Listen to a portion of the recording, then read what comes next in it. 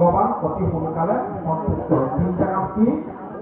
ভূত প্ৰীতি ভূত দয়া। সকল ভূতৰ মাজত ঈশ্বৰ দৰ্শন, ভূতৰ যথাৰ্থ অৰ্চন বন্ধ। আত্মনিগ্ৰহ, ইন্দ্ৰিয়বিলাক অত্যাধিক বিষয় বাহনলৈ যাবলৈ নিদি ইন্দ্ৰিয়বিলাকক সংকুচিত কৰা, আৰু আত্মসন্তুষ্টি। এই তিনিটা, আত্মসন্তুষ্টি, ইন্দ্ৰিয় নিগ্ৰহ, সমস্ত ভূতৰ প্ৰীতি, এই তিনিটা হ'ল ভগৱত প্ৰাপ্তিৰ অনুপম সোপান।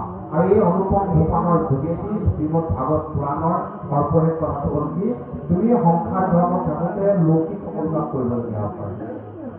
কামৰ মাজত কাম্যিক বাসনাটোক যদি অপৰাধ কৰি বিষ্ণু বুদ্ধিয়ে ভগৱত বুদ্ধিয়ে তুমি সেই কাম সম্পাদন কৰিব পৰা, সেই কামেই বিশ্বক সমৃদ্ধ কৰিব।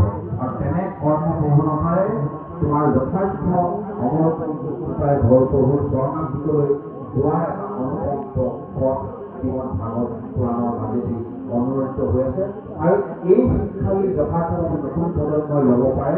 এই শিক্ষাৰ যোগেদি আমাৰ দেশ সমৃদ্ধ হ'ব, আমাৰ ৰাষ্ট্ৰ সমৃদ্ধ হ'ব।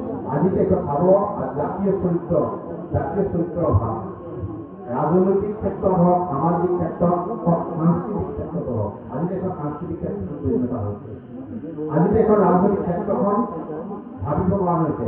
কিন্তু ইয়াৰ মূলভূত কথাটো হ'ল কি?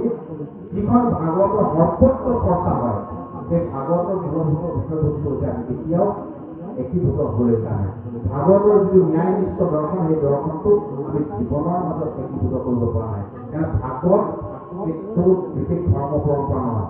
ভাগৱতৰ উচ্চস্তৰীয় জীৱনশৈলী বা কৰি থকা প্ৰস্তুত কৰা অনন্য দৰ্শ। আমি ভাবোঁ নতুন প্ৰজন্মই ভাগৱতেৰে এইখিনি শিক্ষাৰ দ্বাৰা সন্তুলিত কৰিব পাৰিলে আমাৰ দেশ, আমাৰ ৰাষ্ট্ৰ, আমাৰ বংশ, আমাৰ গাঁও সমৃদ্ধ হ'ব। এইখিনি কথাৰে মোৰ বক্তব্য সামৰণি মাৰিছোঁ। জ্ঞাত ভুল হ'ব পাৰে, সকলো ভুলৰ ক্ষমা প্ৰাৰ্থনা তোমাৰ পৰৱৰ্তী কাৰ্যসূচীলৈ আগবাঢ়ি যাবলৈ প্ৰাৰ্থনা কৃষ্ণ।